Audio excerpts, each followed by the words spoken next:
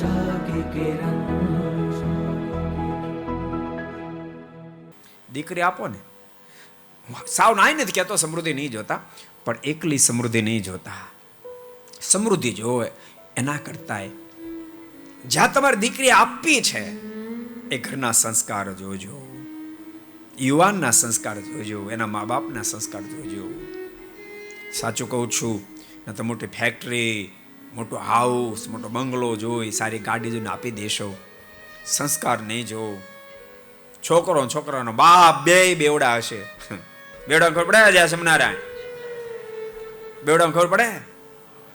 અને તમારી દીકરી મહાન ગુણિયલ બિચારી કોઈ દી અનગળ પાણી નહીં પીધું, એ જ્યારે જ્યારે તમે આપશો ને, એ દીકરી રોજ નિહાકા નાખશે.